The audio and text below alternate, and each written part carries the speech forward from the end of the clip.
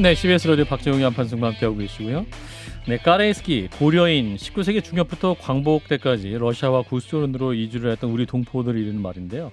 1937년 스탈린의 강제 이주 정책으로 중앙아시아 국가들에 주로 거주하고 있는데 약 50만 명에 이르죠. 국내에 체류하는 분들도 약 한 7만 명 정도 이른다고 하는데 최근 불거진 홍범도 장군 흉상 이전 논란, 우리 고려인들은 어떤 마음으로 보고 계실지. 이 자리에 우즈베키스탄 출신으로 현재는 영화 감독으로 국내에서 활동하고 있는 박루슬란 감독을 모셨습니다. 감독님 어서 오십시오. 예, 안녕하세요. 박루슬란입니다. 네, 안녕하세요. 우리 진 교수님과 안녕하세요. 김 부장 인사 나눠주십시오. 그 우즈베키스탄에서 태어나신 거죠, 그죠? 네, 정확히 말씀드리면 이제 그 당시에는 구소련이라는 나라에서 태어났고요. 아하, 1981년. 이제 우즈베키스탄 아시다시피 이제 음. 소련이 91년도에 붕괴돼가지고 아하. 그때는 이제 독립된 우즈베키스탄이라는 나라가 생긴 거죠. 아하, 네. 그 장소적으로 우즈베키스탄이고 맞습니다. 사실상 소련에서 태어나셨다. 뭐 맞습니다. 이렇게 말씀하시는 거예요. 지금은 뭐 독립국가연합 속에 들어가 있나요? 아니면 완전히 독립한 건가요? CIS라고 하죠. 그렇죠. 저희가. 네, 네. 맞습니다. 그렇군요. 그럼 지금 이제 우리 한국 국적을 갖고 계신 거고. 네, 그러면 언제 부모님 건너오신 건가요? 저는 이제 97년도부터 왔다 갔다 하기 97년도. 시작을 했는데 3년 전에 이제 귀화를 했습니다. 그 부모님 세대가 그러면 어떻게 러시아로 이주하게 되셨던 것인지. 저희 할아버지 이제- 세대. 예, 예. 할아버지 세대 때부터 이제 예. 그 연해주에서 태어나셔가지고 이제 1937년도에 스탈린 강제 이주를 당하셔서 카자흐스탄과 우즈베키스탄으로 이제 이주하게 되었거든요. 예. 예, 그래서 저는 이제 중앙아시아에서 태어나게 된 거죠. 스탈린도 참 멍청한 게 그 조선인하고 일본인이 서로 원수지간인데 그거를 그러게 말입니다. 일본인하고 협력할 것이 같아가지고 다 보낸 거 아닙니까? 근데 그게 그렇게 알려져 있지만은 또 다른 이유가 있었겠죠. 예. 또 다른 이유가 있나 보죠. 예, 저희는 고려인들은 이제 좀 다르게 생각을 하는 게 있습니다. 아, 그렇습니까? 예. 궁금하네요. 그게 이제 2차 전쟁 때 로한 전쟁 맞아요. 때는 러시아가 쳤잖아요. 그 저희 일본한테. 네.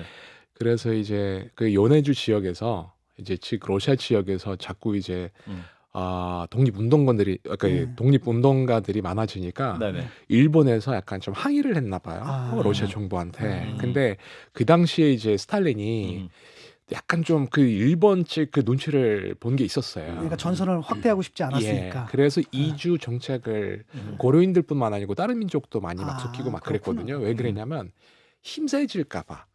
그래서 이제 한인 그 인구가 자꾸 많아지고 또 거기서 또 이제 약간 좀 영향력이 커지면 자기가 이제 통제를 못할까봐 중앙아시아 지역으로 이제 이주를 시킨 거죠. 중앙아시아 지역으로 이주해서도 그래도 한인들끼리 좀 이렇게 커뮤니티를 만들어서 사시는 편인가 아니면 그 안에 이렇게 녹아 들었다라고 봐야 될까요? 그게 이제 우즈베키스탄과 카자흐스탄 조금 다른 점이 있는데 카자흐스탄에서는 아무것도 준비된 게 없었대요. 그냥 11월 달에 그게 이제 완전 그 맨 땅에다가 그냥 사람도 갖다 놓고. 예, 갖다 놓고 그냥 뭐 땅을 조금 파가지고 뭐 어떻게 뭐 겨우 살았는데요.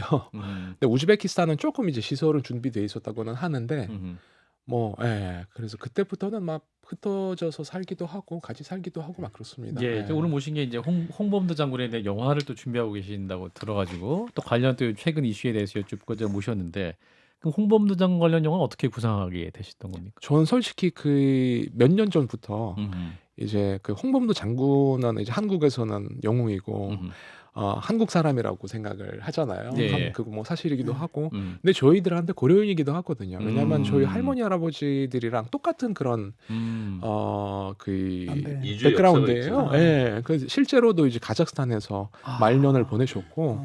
그래서 저희들한테 항상 저희랑 똑같은 사람이다라고 생각을 하고. 똑같은 사람이다. 독립운동을 했다라는 거는 당연히 뭐 누구나 다 알고 있었고. 그래서 저희가 2년 전에 이제 그 유해 봉안에 대해서 알게 되었을 때 솔직히 여러 가지 의견이 있었어요. 고려인들 사회에서도 반대하는 사람들도 있었고.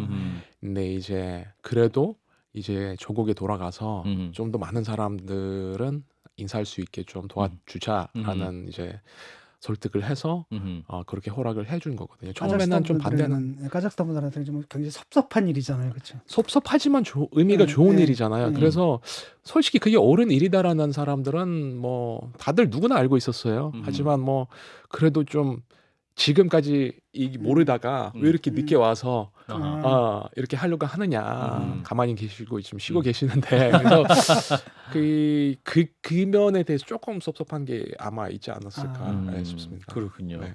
그래서 이제 관련 영화 구상하고 계시고 아직 이제 제작은 들어가지 않은 상태고. 예, 이게 아무래도 이제 뭐 독립 영화가 아니고 독립 영화 규모가 큰 아니고. 아하. 영화라서 큰 투자도 필요하고 솔직히 여러 가지 이제 작업이 필요해서 그 장기간을 가지고 이제 준비하고 있습니다. 그렇군요. 예. 이게 이제 구소련이라는 지역에 이제 거주하셨던 중앙아시아 거주하셨던 분들 사이에서 고려인들 사이에서 홍범도 장군님이 예전부터 좀 유명한 분이셨습니까? 영웅이시죠? 고려인들 그렇죠. 사이에서는. 근데 그게 이제 좀 아셔야 될 게 저는 이제 고려인 4세거든요. 4세. 예.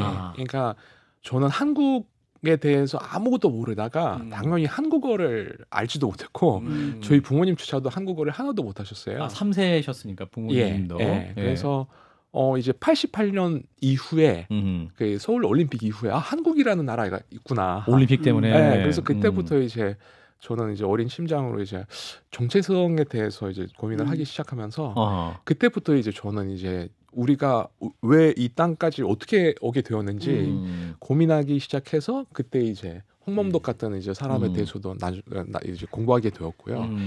근데 이렇게 막 사회적 저기 구소련이니까 이렇게 학교에서 가르쳐 주진 않습니다. 따로 배우지 그렇군요. 않아요. 예. 그러면 고려인들 사이에서는 그럼 홍범도 장군님이 어떻게 기억되고 계신가요? 그러면 독립운동가. 독립운동가. 예. 독립운동가. 예. 근데 이제 최근에 이제 뉴스에 굉장히 많이 나오시지 않습니까? 네네. 감독님도 보실 텐데 이제 육군사관학교 교정 내에 이제 흉상이 있었는데 지금 이제 여러 가지 뭐 논란으로 이제 철거해서 다른 곳으로 독립균형관을 옮겨야 된다. 여러 가지 이전 논란이 있습니다. 네. 고려인들 보시기에 이런 논란 어떻게 듣고 계실까요? 어떤 심정이세요? 우리 솔직히 감독님은? 저는 예. 오늘도 여기 오면서 그 생각을 제일 많이 한 것 같습니다. 차분하게 해야지, 냉정하게 하자. 너무 이거에 대해서 저도 감정적으로 약간 좀 감정적으로 이제 나오면 안 될 것 같아서 있는 그대로 보셔야 됩니다. 그래서 일단은 저는 뭐 많은 고려인들은 어떻게 생각하실지는 모르겠지만 예. 추측할 수 있을 것 같습니다. 당연히 욕을 하겠죠, 속으로. 이게 속으로. 왜냐하면 말도 안 되는 일이기도 하고 그리고 이게 솔직히 홍범도 장군도 홍범도 장군이지만 약간 좀 한국 사회에서 고려인을 바라보고 있는 시각 마찬가지예요. 그러니까 약간 모욕하는 그런 게 있지 않을까 싶습니다. 2년 전에 그렇게 큰 이벤트를 해서 모시고 왔는데 이제 와서 외면한다. 이 말이 안 되지 않습니까? 정권이 바뀌었다고 해서. 그래서 그게 이해하기가 좀 쉽진 않죠, 고려인들한테. 우리도 이해하기 힘들어요. 대통령이 왜 저러시는지. 예, 그래서 근데 딴 분도 아니고 홍범도 같은 이제 위대한 그런 영웅을 이렇게 지금 하고 있다라는 게 솔직히 뭐 할 말이 많은데 여기서 다 하기에는 시간도 부족할 것 같고. 시간 많은데. 근데 그 이제 위대한 영웅이지만 소련 공산당에 가입했으니까 그렇게 위대한 영웅은 아닌 것 같다라고 지금 보수 정권이 좀 방향을 틀려고 하는 것 같아요. 근데 제 생각은요. 이게 한국에서 한국 시각으로 봤으면 보고 있는 게 당연히 그렇게 보일 수도 있어요. 하지만 이 연해주라는 공간, 그 테리토리가 그 당시에 한국은 아니었어요. 그러니까 남의 땅이잖아. 남의 이제 남의 테리토리고 남의 정부고 거기는 정부가 다른 정부고 있고. 예. 당연히 이제 다른 규칙이었을 거 아니에요. 그리고 영향력이 있는 사람들이 얼마나 많았을 거예요. 거기 그 이제 계시던 그 사람들이 얼마나 많은 눈치를 받겠어요. 여러 사람들한테. 근데 거기서 그냥 가만히 있는 게 아니라 독립운동을 해야 된다. 전쟁을 해야 된다.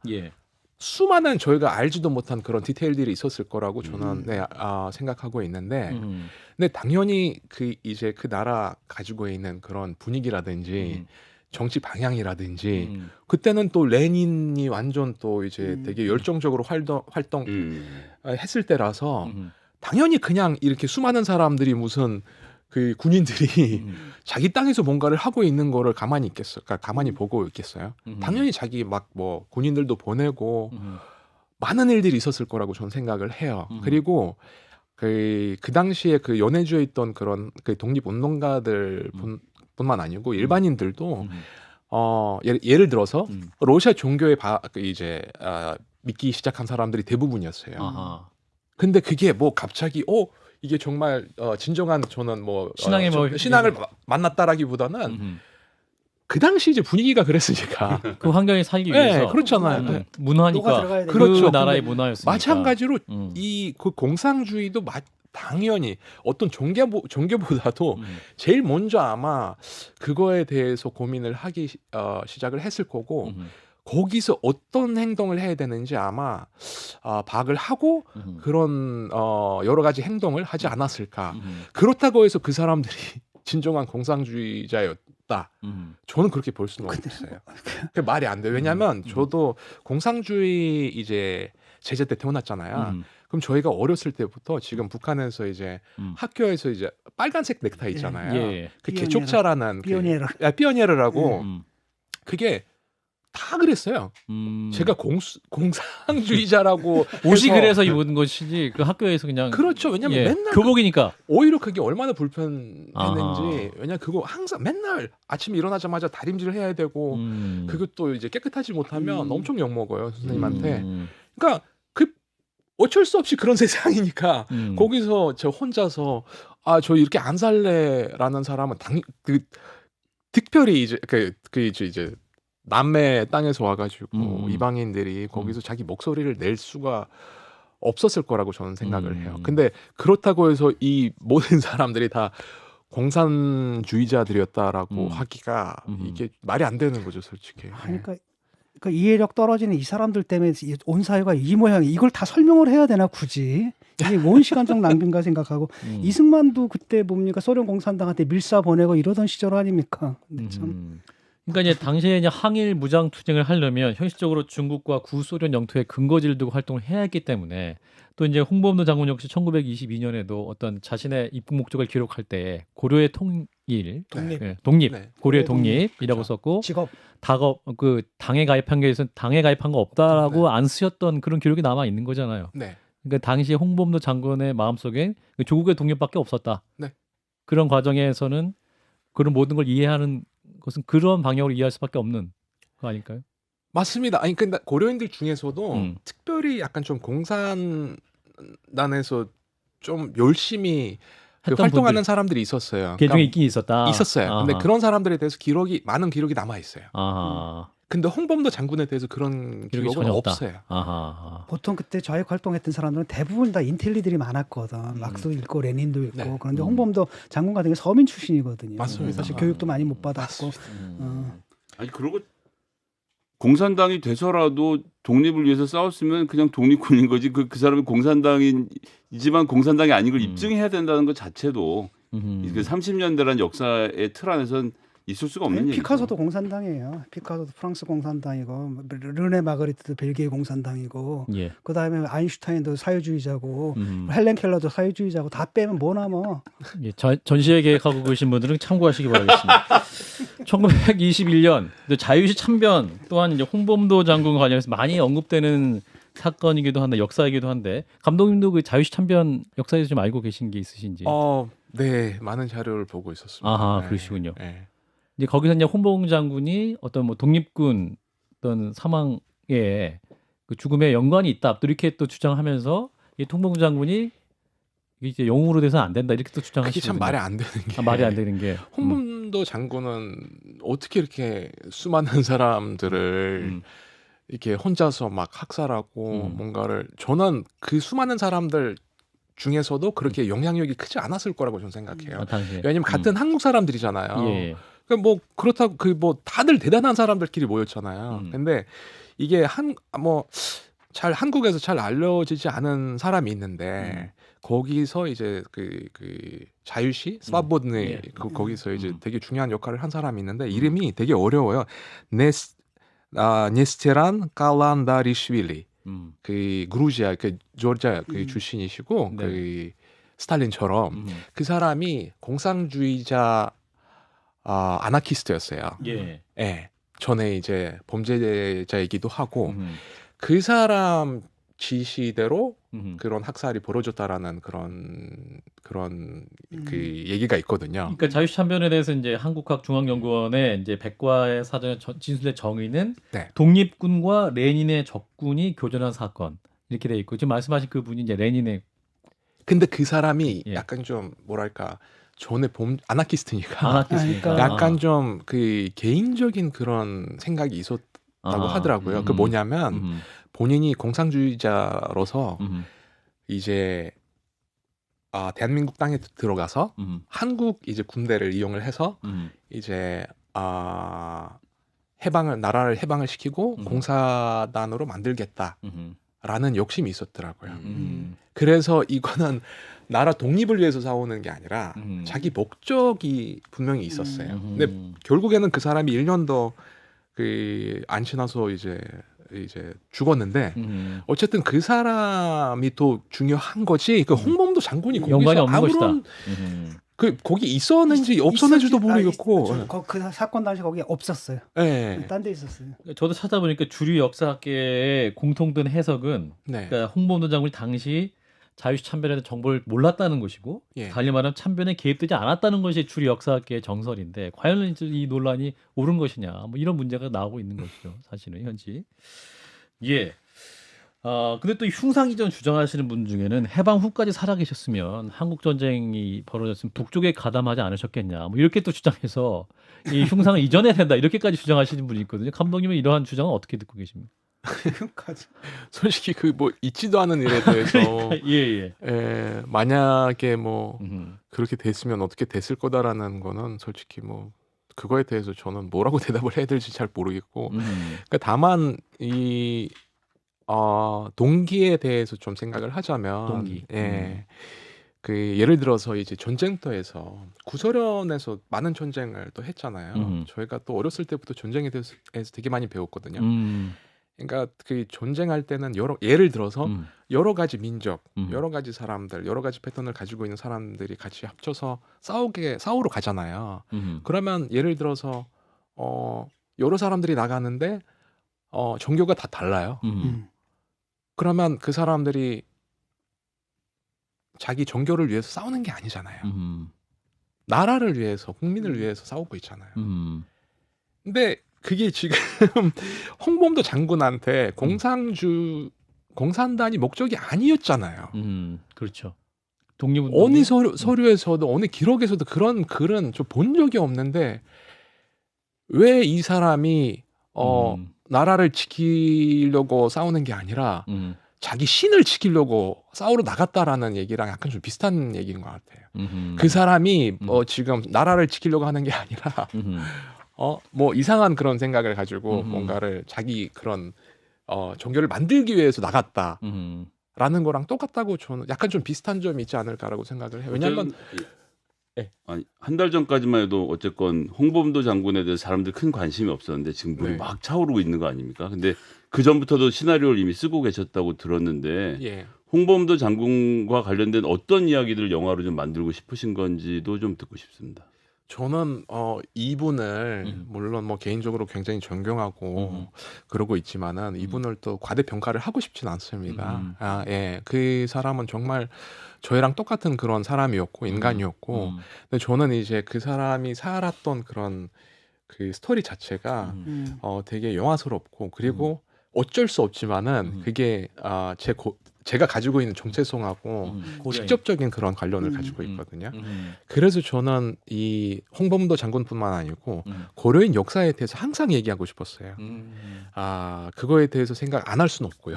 그럼요. 그래서 그 어떤 한 특정한 이제 인물을 통해서 고려인 역사에 대해서 얘기도 하고 그리고 또 이제 되게 재미있을 것 같아서 영화답다라는 표현을 저는 쓰고 싶은데 그래서 저는 옛날부터 젊었을 때부터 진짜 이거는 이 영화는 돈 된다 안 된다라기보다는 의미가 있어서 꼭 해야겠다 언젠가는. 시나리오는 완성되신 건가요? 완성된 건 여러 버전이 있는데 여러 버전이 있으세요. 그게 아무래도 이제 많은 자본이 필요해서 자본. 그렇죠. 그 진 작가님 자본이 필요하답니다. 자본가한테 물어봐. 알겠습니다. 저한테 물어봐. 자본가가 아니셨구나. 예. 예, 그래서 이제 투자자도 모아야 되고 이제 영화가 이제 디벨롭되는 그 과정이 영화라는 게 원래 예. 돈이 많이 필요해서 늘 그렇죠 뭐. 예, 오히려 그래서 지금 국민적 관심이 많아진 이 시점이기 때문에 오히려 감독님의 시나리오가 또 영화 투자자들이나 이런 분들도 관심을 가질 수 있는 기회도 될 수 있지 않을까 싶은 생각도 드는데. 일단은 저는 그런 것보다는 좋은 시나리오 나와야 된다고 생각을 하니까 예. 좋은 시나리오 나오면 언젠가는 지금 당장 아니더라도 좋은 영화 나올 수 있지 않을까라고 생각을 합니다. 예. 그렇군요. 이번 홍범도 장군 흉상 문제 때문에 고려인 사회가 통곡하고 있다 이런 뉴스도 좀 많이 좀 접하는데 우리 감독님께서 또 우리 고려인들을 향해서 혹시 나누고 싶은 말씀이 있으시다면 이 자리에 빌려서 짧게 말씀 주시면. 저는 뭐 그냥 이번 일이 되게 안타까운 일이기도 하고 솔직히 그 우리가 지금 뭐 어떤 사람들은 역사를 약간 좀 아무리 왜곡을 해도 과거가 바뀌진 않잖아요. 그래서 뭐 그 사람이 했던 일들이 없어지진 않는데 다만 현대사는 바뀌고 있는 거죠. 그리고 솔직히 제 바람은 지금 이 마무리? 결단을 하고 이 일을 시작한 사람들에 대해서 꼭 좀 역사에 정확한 기록이 남았으면 좋겠습니다. 네, 지금까지 박루스당 감독이었습니다. 고맙습니다. 감사합니다. 좋아요? 구독! 알림 설정.